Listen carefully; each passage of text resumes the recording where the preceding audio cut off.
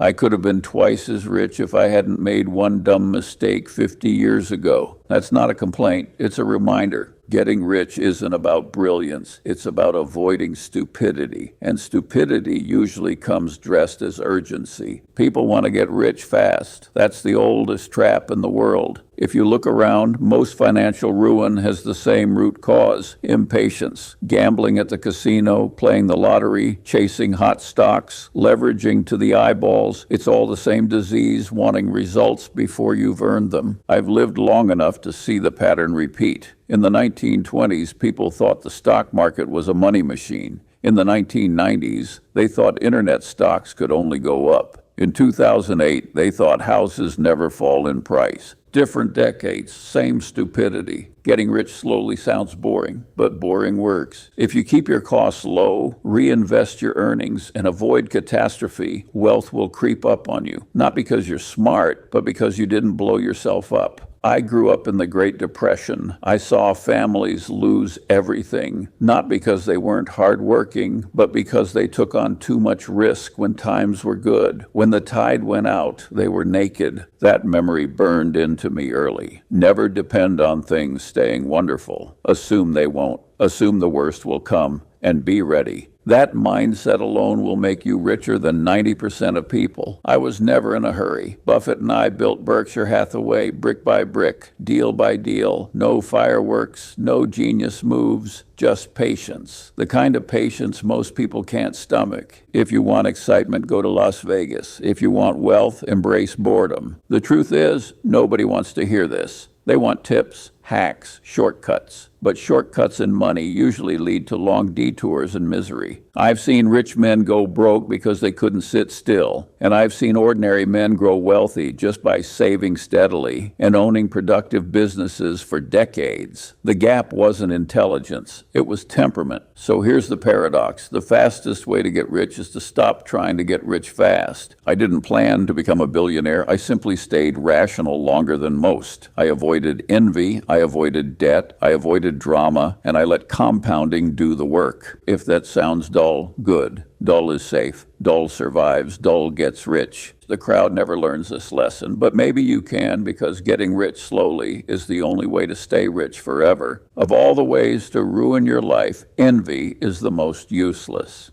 I've called it the dumbest sin, and I stand by that. Think about it. Lust can give you a little fun. Gluttony can give you a good meal. Even anger can get you moving. But envy? It's the only sin that doesn't give you anything except misery. I grew up watching people ruin themselves with envy. They'd look at the neighbor's new car or some cousin who got lucky in business, and they'd stew instead of working on their own situation. They obsessed over someone else's. That's not only irrational, it's corrosive. Buffett once said, "It's not greed that drives the world, it's envy." He's right. And envy is the engine of stupidity in markets. Why do people buy stocks they don't understand? Because their neighbor made money on it. Why do they pile into bubbles? Because they can't stand seeing someone else get rich while they're left behind. I've lived through enough bubbles to see the same pattern. In the late 90s, internet stocks turned ordinary people into millionaires on paper. Every cab driver had a stock tip. People felt like idiots if they weren't in the game. That's envy in disguise. And when the bubble burst, most of those envious speculators lost everything.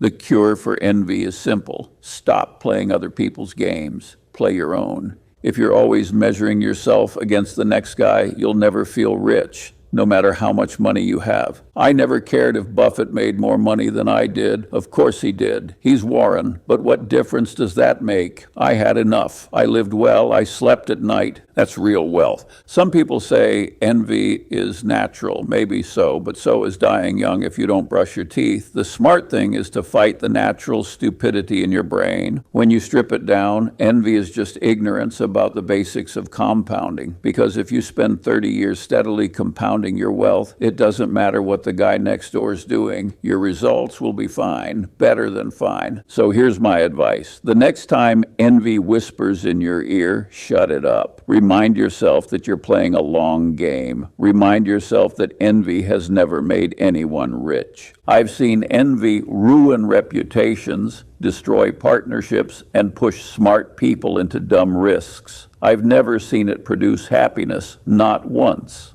So don't fall for it. Be rational, be patient, be boring, and let the envious people drive themselves crazy. That's the smartest advantage you can have over them. I've made plenty of mistakes. Don't let the billionaire title fool you. I could have been richer. One of my dumbest mistakes was clinging to cigar butt investing for too long. That's when you buy some awful business just because it's cheap, like picking up a soggy cigar from the sidewalk and hoping you can squeeze one last puff out of it. Ben Graham taught this method, and it worked in his day. Buy enough discarded businesses at low enough prices, and you might come out ahead. But it's a miserable way to live. You're always stuck with lousy companies, lousy management, and lousy prospects. Buffett and I wasted years on cigar butts, textiles, steel mills, department stores, you name it. Every time the logic looked clever on paper, every time reality beat us bloody. Take Berkshire Hathaway itself.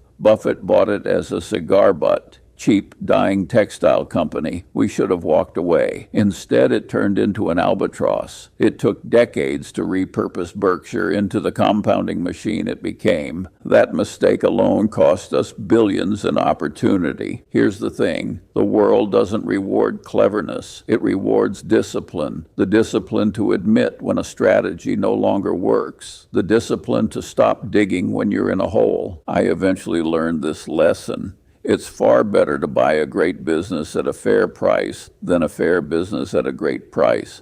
That shift changed everything. We went from scrounging in dumpsters to owning Coca-Cola, See's Candies, and businesses that printed money year after year. But we paid tuition. The price of that lesson was hundreds of millions of dollars in lost opportunity, maybe billions. Most people don't realize it, but mistakes compound too. Hold on to a dumb idea long enough, and it multiplies your losses. That's what happened to me. If you want to get rich and stay rich, don't just study success. Study failure, especially your own. It's the only way to avoid making the same dumb move twice. You won't get everything right. Nobody does. But you don't need brilliance to win. You just need to avoid repeating the mistakes that drain your capital and your time. I don't regret the errors. They made me sharper, but I'd be lying if I said they weren't costly. So if you take one thing from this, don't romanticize your bad habits. Cut them out. The world doesn't hand out extra credit for stubbornness. It only punishes it. The biggest problem I see in the world is overconfidence. Everyone thinks they know more than they actually do. That's dangerous in life, but fatal in investing. People form opinions on stocks, politics, health, things they barely understand. And once they form an opinion, they defend it like a religion. The less they know, the louder they argue. I've spent my life trying to do the opposite. I want to know the limits of my knowledge. That boundary line is where safety begins. When I don't know, I say I don't know. That phrase has probably saved me more money than any stock pick. Take the real estate frenzy before 2008. Everybody thought housing could only go up. People with zero understanding of credit risk were buying second and third homes on borrowed money. Why? Because they were confident without reason. And when reality returned, they were ruined. The cure is humility, not the fake kind where you act modest while secretly thinking you're a genius. Real humility, the kind that accepts your ignorance and keeps you from wandering into fields you don't understand. I've never invested in complicated technology, not because I hate technology, but because I don't understand it as deeply as I understand consumer products or insurance. I don't need to pretend I know everything. I only need to know enough in my circle of competence. Most people can't stand that discipline. They want to believe they're smarter than they are. That's why they get pulled into speculation, fads, and nonsense.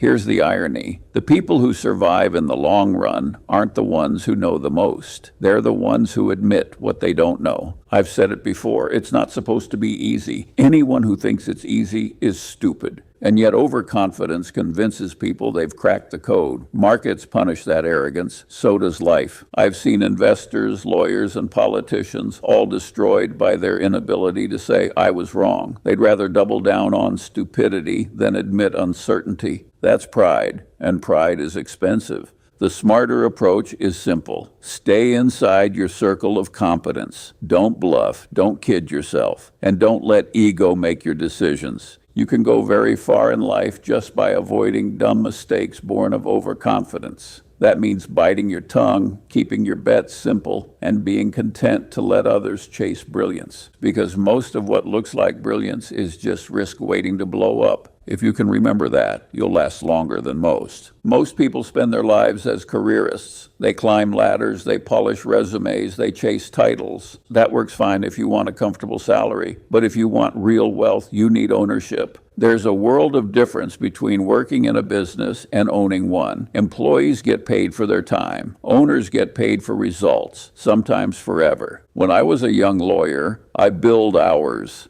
That's the most soul-crushing way to earn a living. You only eat if you keep grinding. The treadmill never stops. One day I realized I didn't want to spend my whole life selling my time. Time is the one thing you can't compound. Money compounds, knowledge compounds, time just disappears. So I made the switch. I quit practicing law and focused on ownership, partnerships, equity, businesses that could grow without me working myself to death. That decision changed everything. Buffett saw it the same way. That's why we've always preferred owning businesses outright, or at least owning big chunks of them. When you own, you don't wake up every morning wondering if the boss likes you. You wake up knowing that if the business performs, you win. Careerists often fool themselves. They think titles and promotions equal security. But the moment they stop working, or the company stops liking them, the game is over. That's not wealth. That's dependency. Ownership is different. A good business keeps making money whether you're in the office or not. See's Candy sells chocolates every Christmas. Coca-Cola sells sugar water every day. We don't have to do a thing. That's the beauty of ownership. Now, I'm not saying everyone should quit their job tomorrow, but if you have a choice, tilt toward ownership. Take equity instead of a slightly higher paycheck. Save and invest until you own a piece of something that works while you sleep. That's how wealth endures. The tragedy is that schools don't teach this. They train people to be employees, good little cogs, and most people never question it. But you don't have to live that way. If you think like an owner, even when you're not one, you'll make different decisions. You'll cut costs like they're coming out of your pocket. You'll care about long-term durability instead of short-term optics. That mindset alone can transform your life. The world doesn't need more careerists polishing PowerPoint slides. It needs more people willing to take responsibility, risk, and ownership. That's where the leverage is. That's where the compounding is. That's where the freedom is. So ask yourself, are you climbing someone else's ladder, or are you building your own house?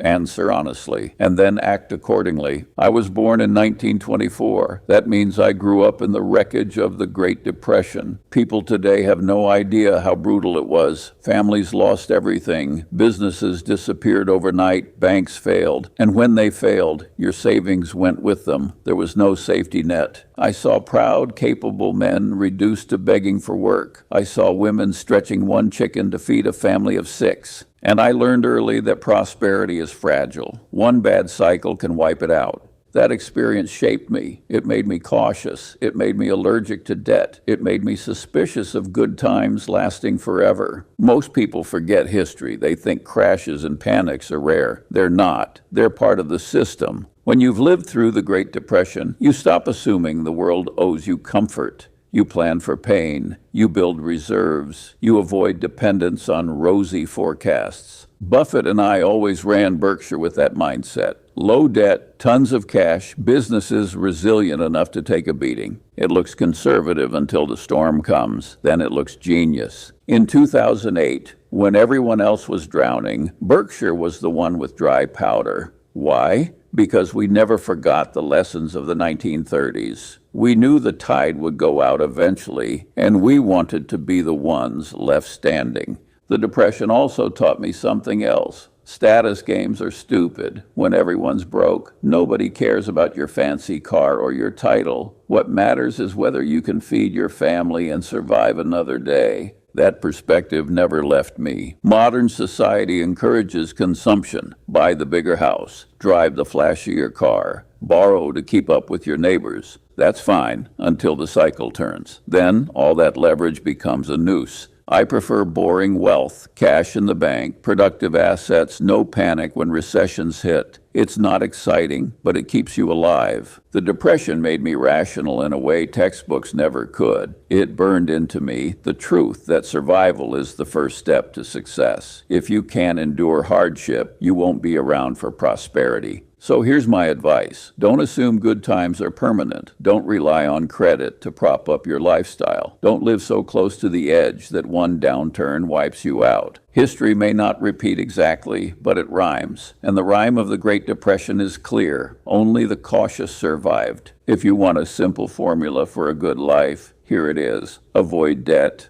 avoid drama, avoid dumb people. Sounds too simple. That's why it works. Let's start with debt. Debt is poison for most people. It promises leverage, but what it really delivers is chains. I've watched plenty of smart men go broke because they couldn't resist leverage. One bad break, one downturn, and suddenly the bank owns them. I made a habit of living beneath my means. That way, I never had to beg anyone for survival. Debt makes you a slave. Cash makes you free. Then there's drama. I don't mean theater. I mean unnecessary chaos. Messy divorces, bitter lawsuits, feuds with business partners. I've avoided all that like the plague. Why? Because drama distracts you from compounding. It eats time, energy, and sanity. I stayed married to the same woman for decades. I avoided partners who thrived on conflict. I kept my circle tight. That stability gave me the freedom to focus on building wealth, not cleaning up messes. Now the last one, dumb people. This may sound harsh, but stupidity is contagious. Hang around fools and you'll catch their bad habits. They'll tempt you into reckless behavior. They'll drag you into problems of their own making. Buffett and I were careful about who we dealt with. We preferred honest, competent, rational people. Life's too short to waste on the unreliable or the crooked. Better to miss out on a deal than partner with someone who will ruin you.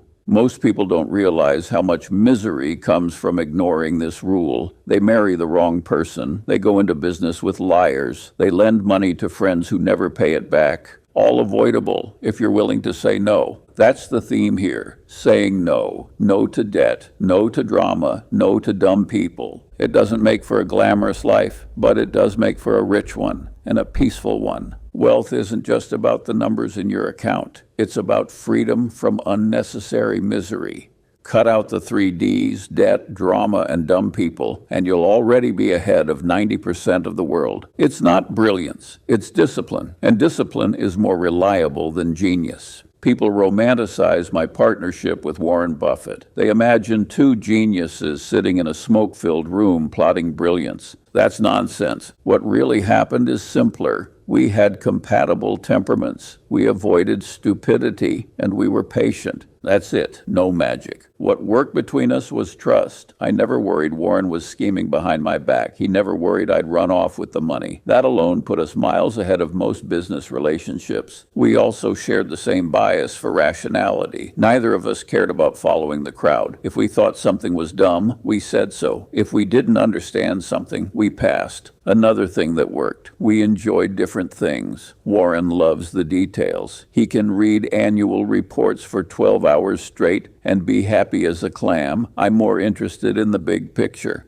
The psychology of markets, the models of human misjudgment. That difference made us stronger. Where I was weak, he was strong, and vice versa. Now, what didn't work? We didn't get everything right. We held on to bad businesses too long. We underestimated how fast technology would reshape industries. We ignored opportunities that could have made us even richer. But here's the point. Perfection isn't required. We could afford mistakes because our foundation was solid. Rationality, patience, trust. That safety net let compounding work in our favor for decades. People think partnerships fail because of strategy. Usually they fail because of character, greed, ego, betrayal. We avoided those, not because we were saints, but because we were disciplined. We also had a rule: don't fight over scraps. If there was ever a dispute about money, the other guy got the benefit of the doubt. That prevented small resentments from growing into big problems. Try finding that in most partnerships. It's rare. Of course, luck played a role. Warren and I happened to meet at the right time, in the right place, with the right mindset. We can't pretend we engineered all of it.